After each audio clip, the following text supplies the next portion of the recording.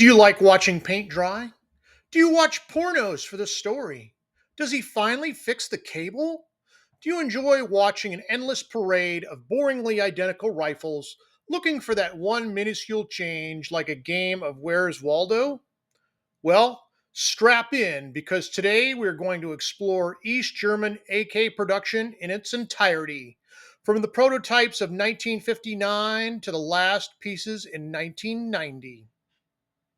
If you watched my earlier videos on the subject, this is the exact same information, just edited together into one long video, as the YouTube gods seem to prefer long videos, even if only 1% of the people that start watching watch to the end.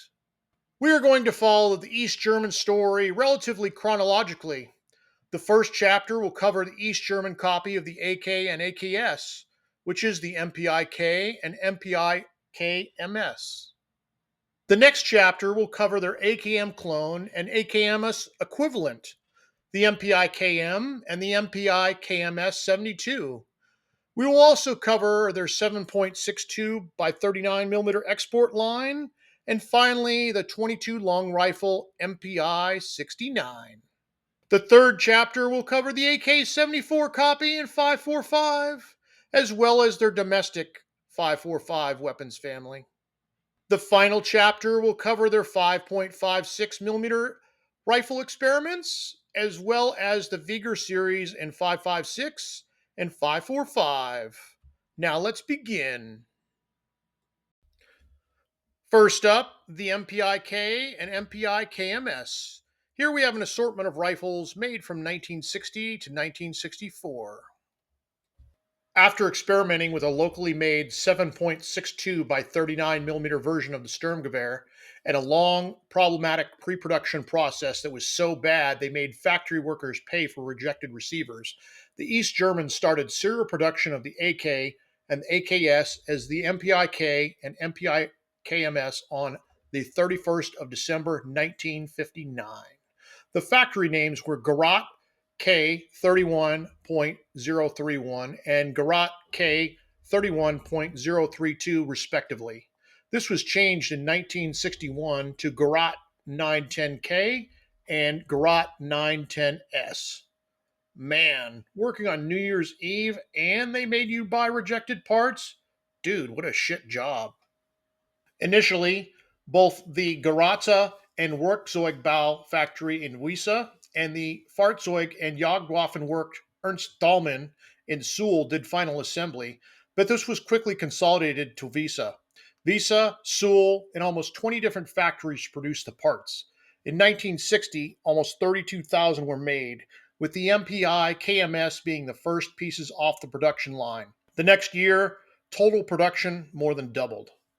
In contrast to the rest of the Warsaw Pact, the East Germans incorporated more than just local markings and furniture.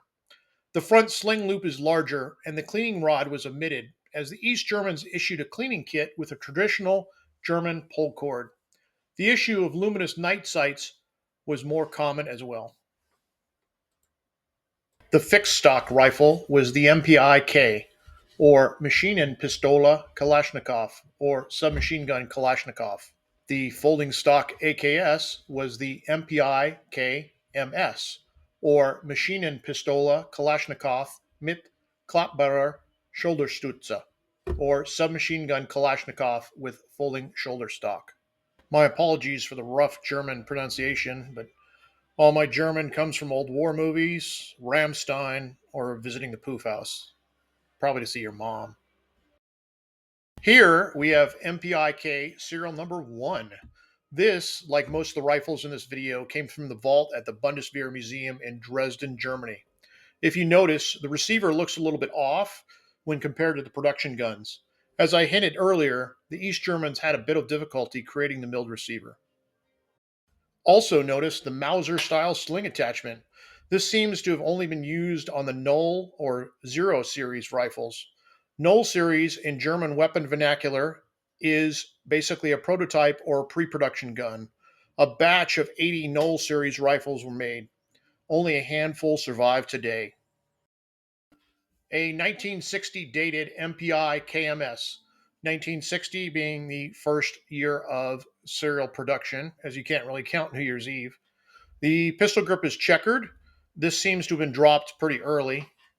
Handguard, not really sure what's going on there or why it doesn't match. It's possibly a replacement.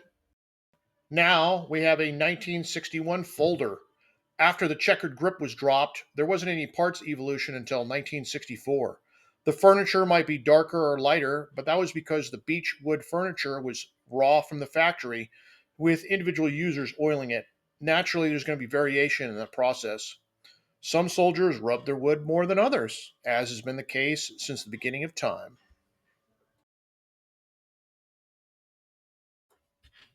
From 1962, we have two fixed stock rifles and two folders with photographs of various quality.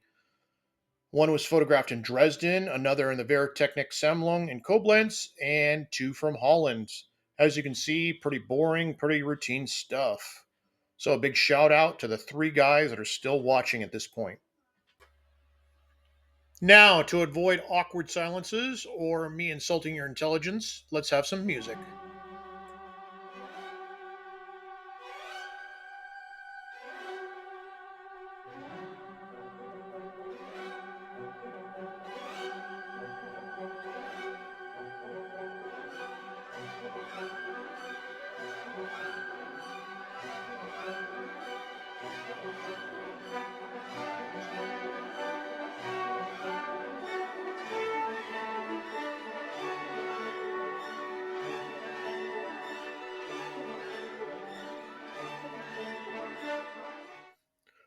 For 1963, we have three rifles.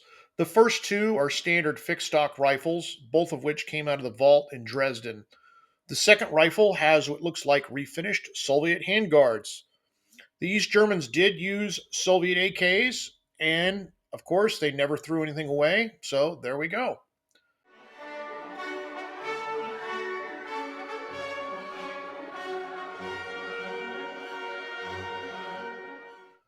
Then we have a neat Scharfschützengewehr or sharpshooter's rifle.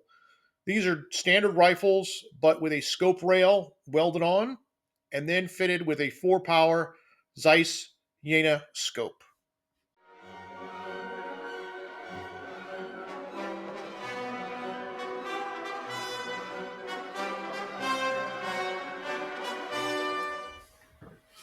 Finally, from 1963, that we have a cutaway trainer that used to be in my personal collection. Original cutaways and other purpose built trainers are always good pieces to look at, as they were never fired, they weren't dragged through the mud by Hans and Franz for 20 years, so they were never rebuilt, and usually are all factory original parts. Almost last is 1964. A couple subtle changes. The East Germans built the first pre production AKMs that year, so some parts carried over. The first rifle, based on the serial number, was made last, but is still rocking a smooth top cover. The other rifles all have their new AKM style ribbed top cover. Also, notice that they started to use rear sight leaves that were color filled. Some sources say that East German MPi K production ended in 1966, but as best as I can tell, 1964 is the last year of production. East German AKM pre production started in 1964, with full serial production starting in 1965, so that makes sense that they would completely change over.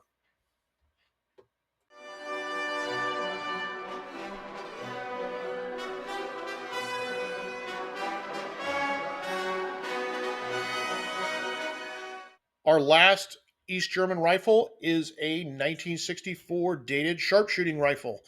Same configuration as the rifle we showed earlier, but obviously with the 1964 parts changes. It also has a neat K3 stamping, which is the same stamp that the East Germans used on AKMs.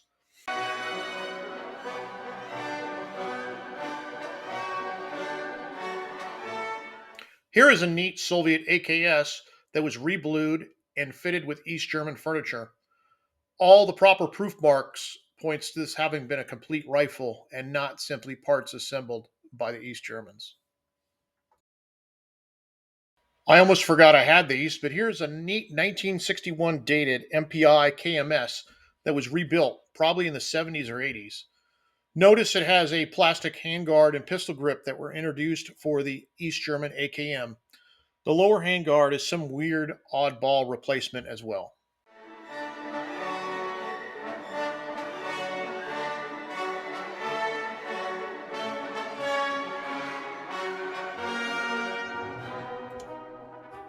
All right. Well, for chapter 2, we have the MPi KM and MPi KMS-72. Here we have an assortment of rifles built from 1965 to 1988. All are different. East Germany received the documentation to build the AKM in October 1962. This was given the factory model name of Garot 910 KM. The first pre production models were made in 1964, with serial production starting in 1965. It was constant until the end of all East German AK production in 1990. At its peak, the factory employed over 1,000 workers and was producing 100,000 rifles a year. Here we have an assortment of MPi KMs from 1965 to 1988. All are different. We are going to explore it all. Stand by. The folding stock model, the Garot 910 KMS, was adopted by the East German military as the MPi KMS-72. And you guessed it, 1972. What was unique at the time was that the folding stock was a separate component, and the two models shared the same receiver. An early model of the rifle was made for export in 1971, primarily to Egypt. Folding stocks were also retrofitted to fixed stock rifles. This lineup of KMS 72s shows the parts evolution. I haven't seen a lineup that nice since I went to the Palace in Frankfurt. The East German military nomenclature for the fixed stock rifle is pretty straightforward. Maschinenpistole Kalashnikov modernisiert, or submachine gun Kalashnikov modernized. The folder is Maschinenpistole Kalashnikov modernisiert Schulterstütze 1972, or submachine gun Kalashnikov modernized folding stock 1972. Now, the MPi KMS-72 name is a little confusing. The earlier milled MPi KMS has a name that is very similar and could easily be confused if someone didn't capitalize correctly. Hence, the 72 number. The 1978 version of the manual actually lists both the MPi KMS-72 and the MPi KMS, which would imply that both were floating around at the same time. Whenever I research AK names, I always reference the period military manuals. A good majority of the time, the common name for the AK variant is wrong. Just as wrong as your face. From 1964, we have MPi KM serial number 4 from pre-production. This one has been chrome plated as well as equipped with some sort of display stand adapter. One would assume that it was initially used as a display piece. Notice that it carried over the MPi K wood pistol grip and the MPi K bolt carrier. The solid beech buttstock is also unique to the pre-production rifles. Then we have a neat 1964 dated cutaway, which gives us an idea of what a 1964 production rifle would have looked like. Sadly, these East German cutaways are still considered machine guns in the United States. Otherwise, I probably would have brought one home. From 1965, we have a rifle with two plaques. The buttstock plaque celebrates the National Defense Minister visiting the factory on the 21st of June, 1965. The pistol grip plaque celebrates this being the first piece of serial production. Note the red color-filled rear sight leaf and that the production buttstock is laminated wood. 1966, we see the introduction of the trademark East German plastic pistol grip and upper handguard. These would be used until the end. East German MPi KM series rifles do not have their factory code stamping in the same location as other AKs. Instead, the K3 in an oval is stamped near the barrel pin. Exact location and clarity will vary. The 1967 rifle shows off the new white color-filled rear sight leaf. Also notice on these early rifles how nice the blued finish is.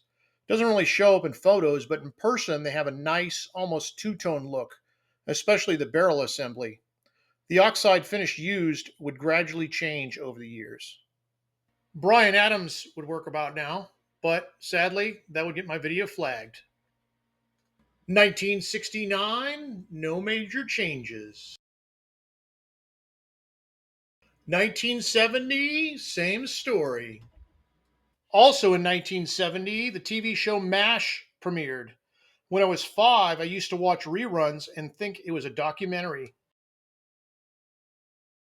The first 1971 rifle we show perfectly illustrates the East Germans' very ambitious and decentralized weapon refurbishment program, which was unlike any other in the Warsaw Pact. This rifle has been updated with a side folding stock and slant compensator.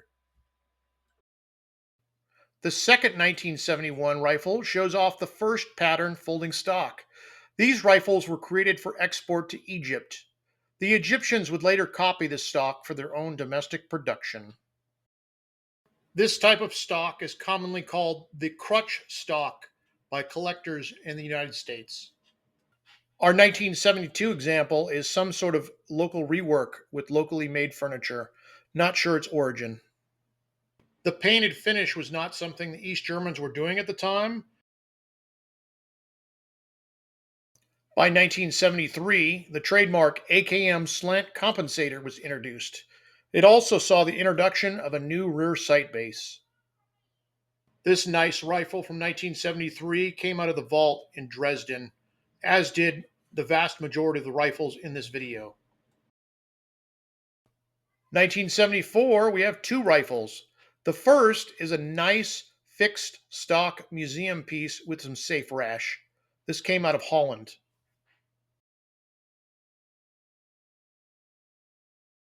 A good shot of the selector markings. D is Dauerfeuer, which is full automatic. E is Einzelfeuer, which is semi-automatic. The MPi KMS-72 is the 1 millionth piece of East German AK production, made on the 23rd of December, 1974. That was a Monday, I checked.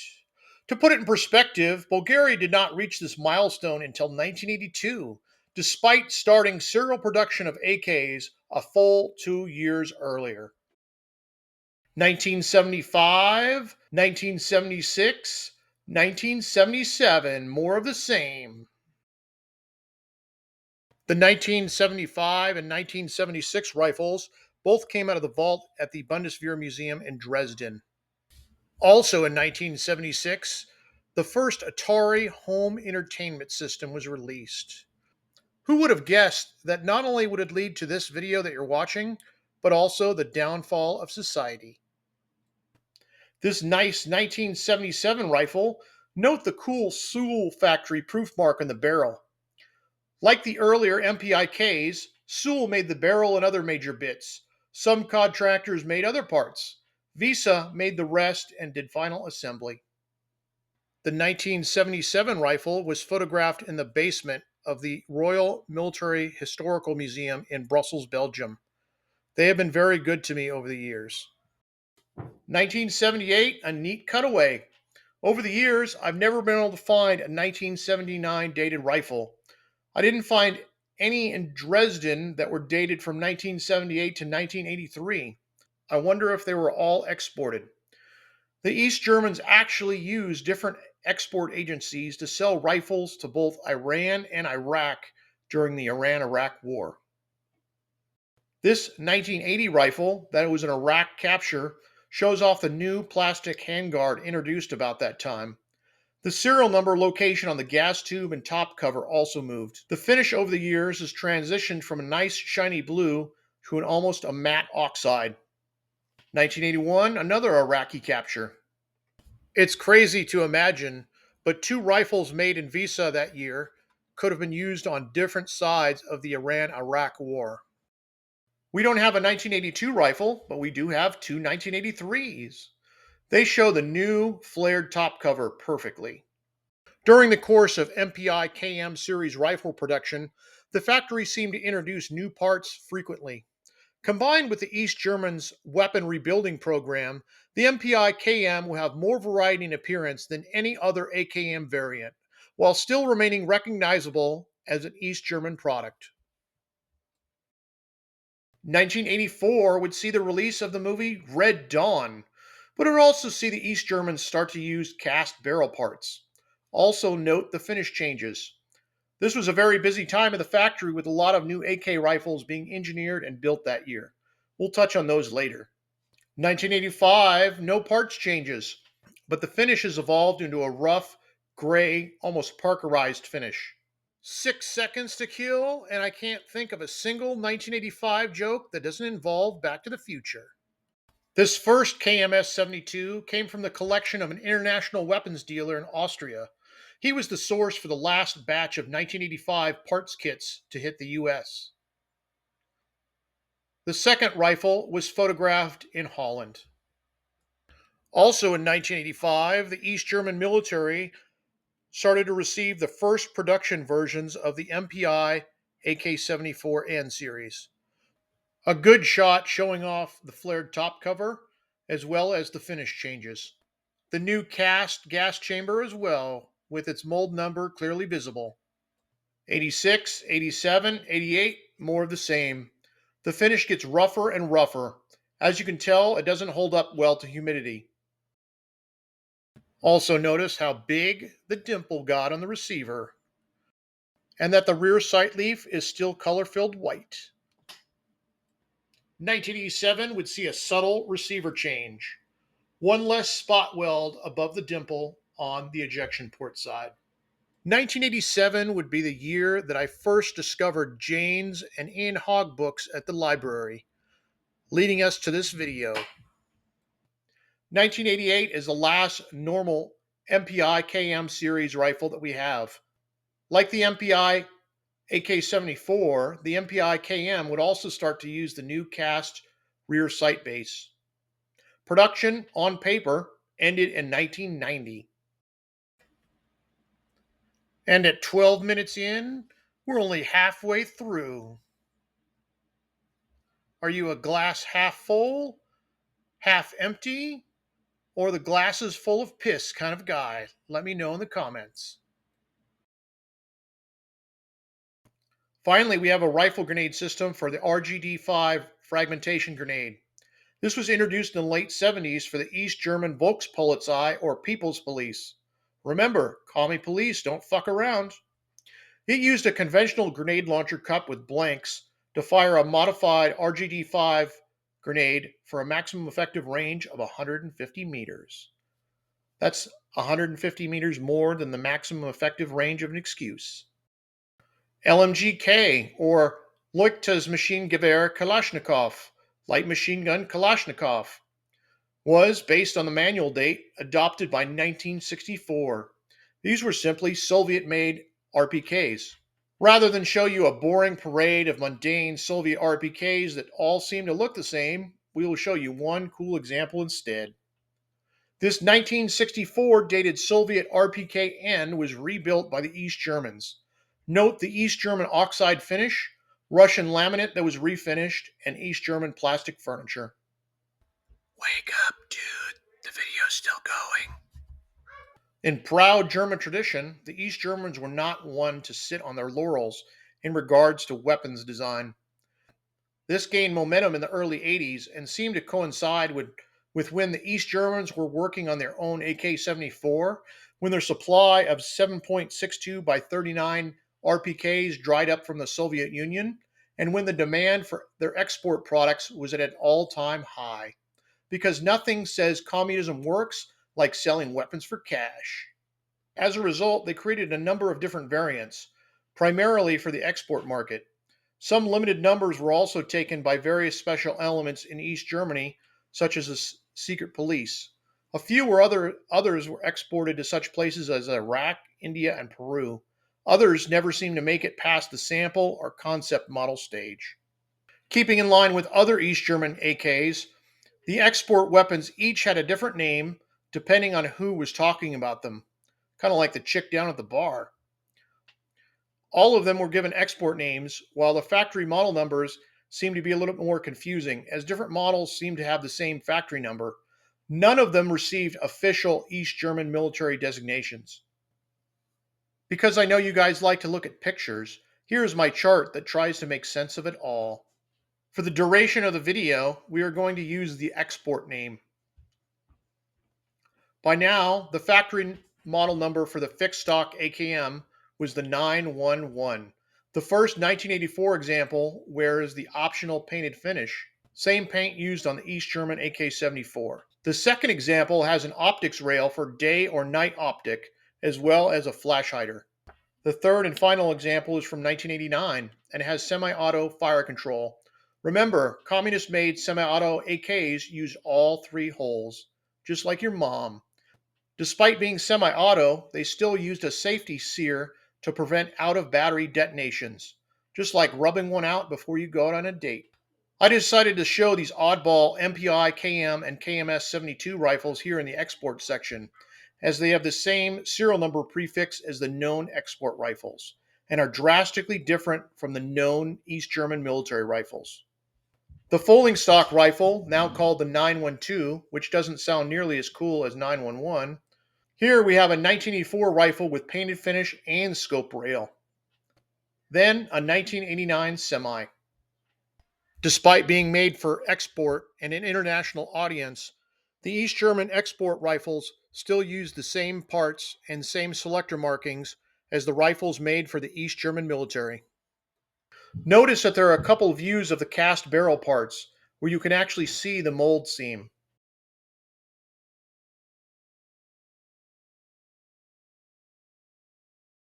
Developed during the fury of design activity that occurred in the early 80s, the first sample of the STG AKMS-K was made in 1984. Serial production started the next year and continued until 1990, though it wasn't constantly produced, only on the catalog. The export name was STG for Sturmgewehr AKMS-K, K for Kurz, which is the German word for short. The factory model number was 913. There was no official East German military designation, as it was not adopted by the Army. It did see service with the Stasi and other paramilitary organizations. The book 1984 was a warning, not an instruction manual. Unofficially, it was sometimes referred to as the KMS-72R or Reduzierter, and at least one collector has reported having an old East German maintenance record with such a name. It was also sometimes referred to as the KMS-72 Spezialversionen. Notice the lack of a bayonet lug and the repurposed RPK-74 flash hider. Here's the production version from 1985 with a bayonet lug. 9 seconds to kill, and I still can't think of a good 1985 joke. So let's just sit here in silence. The scope rail is for day and night optics. In that matter, the East Germans were light years ahead of everybody else. Bayonet lug, which looks like it was possibly machined from a gas block casting. Timed flash hider with only 2 slots to double as a compensator, similar to the new, at the time, M16A2. Sorry for the typo on the previous page. So here are some views of the barrel parts and other bits. Some comparison shots showing the difference in gas system length between the STG AKMS-K and a standard MPi KM. I'm not sure why I didn't photograph it, but I did compare the STG AKMS-K gas system to a Hungarian AMD-65. As best as I can tell, they are exactly the same. By 1989, using parts designed for the short AK-74, the MPi AKS-74N, the STG AKMS-K went to using a standard gas system, but with a one-piece gas block / front sight block. I'm not sure when this change occurred, as the only examples in captivity are dated 1985, then 1989. Something I'd never noticed before was that this 1989 example is using the wider AK-74 style sling. This would mean that it is using the folding stock from the MPi AKS-74N, which had a wider sling loop than the standard KMS-72 stock. The second example is with the muzzle suppressor. Intended as a suppressor host, it has semi-auto only fire control and a scope rail to mount magnified optics. This version was the most common version used by the Stasi. Sound suppressor made from aluminum. While not user serviceable, it does appear to be openable with a lot of effort, probably at the armorer level. The pimp version, plated and polished. Only one was made. I guess your mom didn't make enough money for her pimp to buy it. And here are some comparison shots between the early version and the late version, both of which would make easy clone projects for someone. The next member of the export family is the STG-AKM-Z, Z for Zeofernrohr, or rifle scope, though this first example doesn't have a scope rail at all. These have a foldable bipod, but are otherwise the same as the standard AKM. There doesn't seem to be a factory model number, but they are listed in the export catalog. The bipod is a modified Russian product. The East Germans would have had plenty of those floating around, as if you remember, they adopted the Russian RPK as the LMG K. And yes, that will be on the test. A view of the bipod feet hanger. To me, it looks like they took the retaining clip from the East German bayonet sheaths and simply bent it into place. Of course, they made a folding stock version as well. If you've been paying attention, you'll have noticed that all of these export samples have the serial number prefix of MZ. This one is no different. As Soviet RPK production had ended, the LMG K500 and LMG K500S were designed as possible replacements. The East German military decided to purchase Romanian RPKs instead. It became another design that was offered for export, but did not seem to receive any buyers. Unlike other models, there does not seem to be different model numbers to differentiate between fixed and folding stock weapons. The 500 in the model name comes from the barrel length in millimeters. This was the longest barrel that could be produced on East German machines at the Suhl factory. The LMG K500 series and 7.62 by 39 did pave the way for the later version in 5.45, which did find usage in the East German military, confusingly with the same name. The PG500 was essentially a standard AKM with a scope rail, but with a longer barrel. The PG500 was marketed as a precision rifle, and a telescopic sight was listed as an option.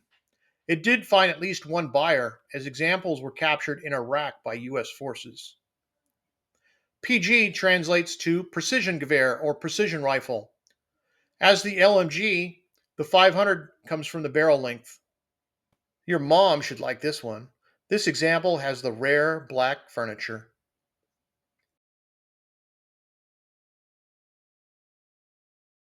The final member of the family is the PG500 Special. These have semi-auto only fire control and are set up for scope use from the get-go versus an afterthought. Note the 10-round mag. While the first example seemed to use a repurposed Russian RPK barrel and handguard, this second example seems to use standard East German PG500 barrel and handguard. The KK MPi 69, Klein Caliber Maschinenpistole 1969, 22 long rifle or in metric 5.6 by 15R for rimmed. These were developed for East German youth organizations. This first example is one of the prototypes.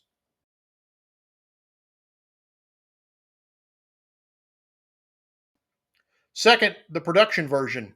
About 25,000 examples were made. While it might look like a duck, it isn't a duck.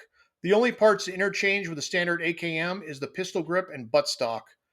These do fire full auto, but it doesn't seem to have the best reputation for reliability in this area, presumably from bolt bounce. Notice that the trunnion marking isn't the usual K3, but a Seoul factory stamp. And it makes me wonder if these were actually made in Seoul versus Visa, which was the normal AK factory. Finally, a couple of alibis. First, we have an MPi KM receiver group that was painted in the same epoxy paint that the Czechoslovakians used for the VZ58. Then we have 2 and 3 magazine sets, which were welded together, jungle clip style. Third, we have the MPi AK-74N series in 545. Here is the finalized East German 545 weapons family. The East German journey with a 5.45mm AK-74 rifle started in 1981 when it was decided to modernize elements of the East German Army to meet treaty agreements. A contract with the USSR was concluded in August 1981, which allowed the production of up to 1.5 million AK-74 rifles. It wasn't until 1984 that the first pre-production rifles emerged. Part of the holdup was the special steel that had to be developed for the barrel, as well as problems with chrome lining. Here is East German AK-74 serial number 1. This rifle, like most in this video, come from the vault at the Bundeswehr Museum in Dresden, Germany. I was lucky enough to be locked inside for a week in 2009. I remember 1984 very well. The Star Wars craze was still going, and all anybody wanted to talk about was the laser sight from the new Terminator movie. Society could use Terminator about now. Also from 1984 is the Cutaway Trainer, also serial number 1. This one comes from the Museum für Historische Wehrtechnik in Röthenbach an der Pegnitz, Germany, just outside Nuremberg. A very neat, very packed hobbyist-ran museum. A big thank you to Eric.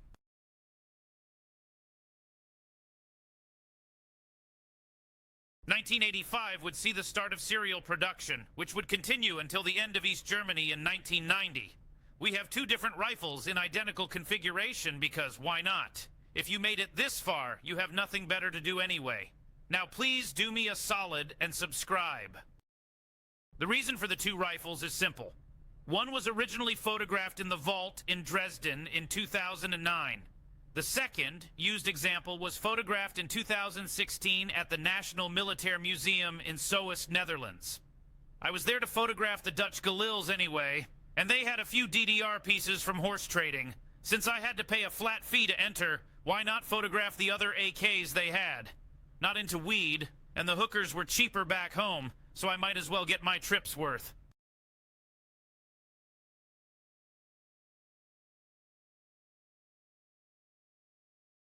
"1986 and 1987. More of the same as WISA continued to pump out rifles. An estimated 250,000 of these rifles were made before production ended in 1990. Are you still awake? I hope you haven't passed out from excitement. Let me know down in the comments. Someone lost a cleaning rod. Shitbag. I hope their team leader made them do push-ups. I used to be able to do 82 in 2 minutes. Then I got old and fat. A 1988 would see one of the few intentional parts changes, a new rear sight base. Investment cast like many other parts. After reunification, the new unified German government gave out AKs to whatever friendly nation would sign for them. This 1988 rifle is one of them, and was a training piece for the U.S. Army. 1988 MPi AKS-74N rifles are by far the most common AK-74 rifles in U.S. military service, mainly for familiarization training, but some units kept enough so that they could be used behind enemy lines if the Russians invaded. These photos were taken on my 90-minute lunch break. Gotta love the Army. Anyways, I have never had good luck photographing AKs outside, but these aren't bad. The bolt and bolt carrier group are separate photos, not to scale. I hope that was obvious, but you never know. The East Germans used what is commonly called the zigzag variation of the muzzle brake.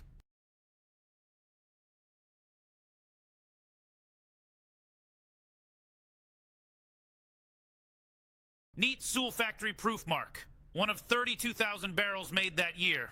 Like other AKs, major parts and final assembly was done at Visa, with Soule making barrels and other bits. Other subcontractors made parts as well. This 1989 rifle came out of the Balkans. Imported by a Swiss dealer, it was then sent to Germany as a deactivated collector's item.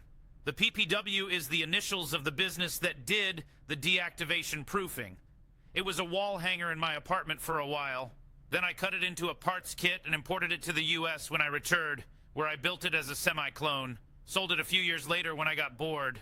Just like I got bored with your mom. Almost last, we have a neat pre-production rifle from 1984 that is wearing the last iteration of East German AK furniture. 1984 is too early for that to have appeared, so it was probably added later. I guess someone got bored. A good indication of the possible future that never happened. Finally, a poster of the K90, which was the East German export designation for the rifle.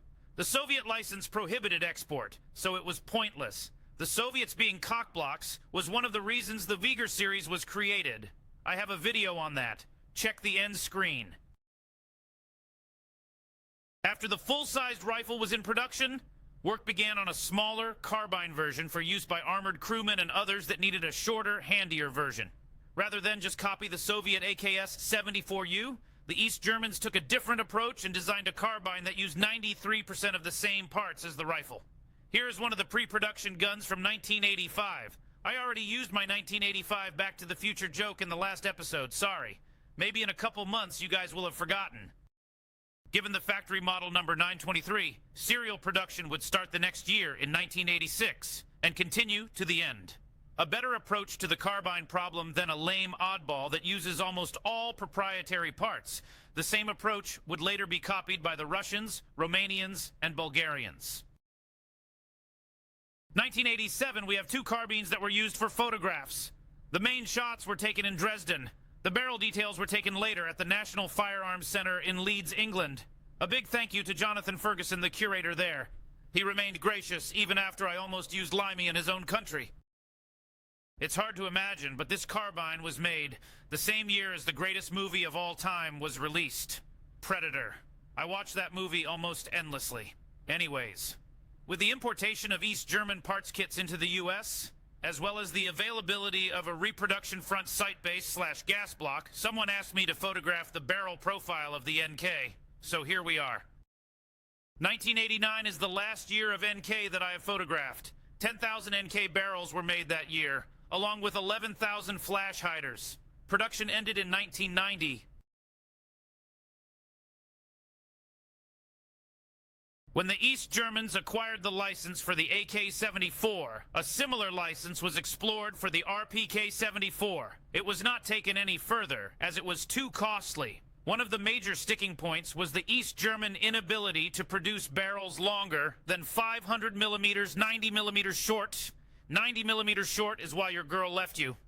Instead, they decided to make their own. These first two rifles from 1986, I'm not sure if these were part of that timeline or separate. They predate the 1987 dated concept rifles that are known to have seen field trials and are in the same configuration as East German 7.62 millimeter rifles that were designated as Z or Zielfernrohrer rifles in the export catalog, implying that they were meant for scoped use. The urban legend is such rifles were intended for border guard use, to shoot East Germans trying to escape to the west.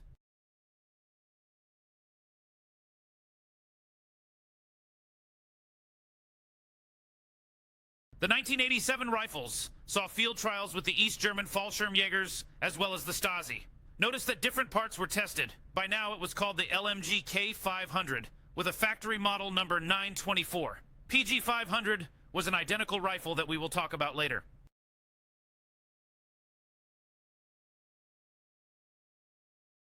The bipod appears to be a Soviet product that was bent, probably on a die for consistency.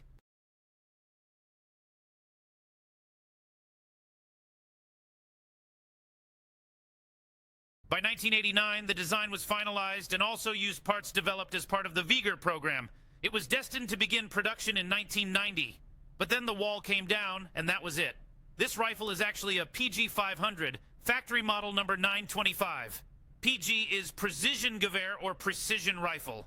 During production of the LMG K500, weapons that displayed superior accuracy during test firing were fitted with a 4X scope and designated as the PG model. The last weapon in this video. Next, we will show some of the accessories. If you made it this far, thank you.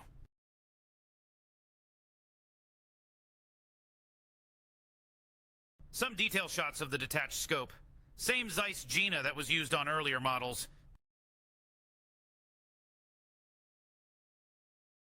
The rare 45-round magazine developed for the 545 LMG K500. Eat your heart out, magazine collectors. The ZFK 4x25 scope was developed for the East German 545 weapons family.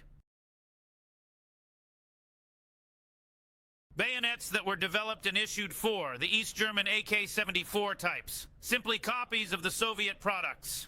The orange-handled variants were the earlier version and replaced by the darker black handle. Do you remember the Rambo survival knife craze of the mid-80s? Well, the East Germans got in on it as well. They developed the KM or Kampfmesser 87 for use with the MPi AKS-74N, but they were never issued. Serial numbered versus serial numbered to the rifle. Finally, we have the East German 5.56mm rifles and STG-940 Wieger series.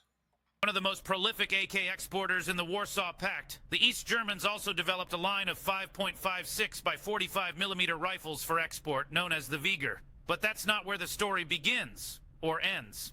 The STG-985 was an early experiment with a 5.56mm rifle and predated the Wieger program by a couple years. It was done with an eye for export, as well as to possibly arm various East German clandestine groups that could use a rifle in NATO caliber. The barrel, top cover, magazine, and basic operating system were actually directly taken from an Israeli Galil SAR. The two-piece handguard is made from wood and simply painted to match East German plastic. Only one example was made. Shortly after, in 1985, East Germany began the research and design of a 5.56 AK weapon system for export in a project done at the request of the Department of Foreign Trade, COCO. The first research examples followed shortly afterward, but they were not very different in appearance from a standard MPi KM series rifle. Further design changes were done. Some of it was done for political reasons, so that the new rifle would be considered a new design and not subject to restrictive licensing agreements with the USSR. STG-940 Wieger was the name given to the weapons family. STG standing for Sturmgewehr, or assault rifle. The 940 comes from the factory model number series, and Wieger is a conglomeration of Visa and Germany. The fixed stock rifle was called the STG-941. The folding stock rifle was the STG-942. The short-barreled variant, the STG-943. The long-barreled light machine gun was called the LMG-944. And the sharp shooting rifle was called the SSG-945. The later three variants, only a handful, were made as samples. Like all East German AKs, final design, many of the main parts, and final assembly was done at VB Gerede- und Werkzeugbau Visa. The Fahrzeug- und Jagdwaffenwerk Ernst Thälmann Weapons Factory in Suhl made many of the other major parts, such as the barrel, while many of the other parts were made by over a dozen different subcontractors. The finalized design emerged in 1988, with testing being done that September by the East German Army in Brandenburg. The three models tested were the STG 941, 942, and 943. Results were positive, and it was offered to customers shortly afterward. The first two nations interested were Peru and India. Many samples were sent for their own troop trials, where the rifles reportedly performed better than their Western 5.56 competitors. Contracts were also secured with Uganda, Ghana, and Nigeria, with a targeted production of 30,000 rifles per year by 1991. As a result of feedback from testing, minor changes were made to the weapon system before full production was to begin in August 1989. This encompassed changes to the pistol grip cleaning kit compartment, cooling slots in the handguards, as well as the addition of a bayonet lug, and changes to the flash hider. The flash hider was threaded internally for the blank adapter. By then, many political changes were happening in East Germany, and the majority of the rifles were not delivered before production of the Wieger, and all East German AKs ended in August 1990. Total production numbers of the Wieger numbered between 6 and 10,000 pieces, with almost all of them being the STG-941 and 942. Only a few of the STG-943s were made overall. While offered for sale, it was never ordered. The new unified German government canceled all the contracts and was forced to pay as a result. Most of the rifles that were produced were destroyed. The plans and all the design documentation was secretly whisked away into German archives in Koblenz before being destroyed in 2003. Today, the German Bundeswehr continues to use small numbers of the STG-940 and 941 as a training weapon. While the East Germans spent millions of East German marks to create the Wieger system, at the end of the day, it was still a standard Kalashnikov internally. Notice that it used an AK-74 pattern narrow stem bolt. It also used an AK-74 style feed ramp.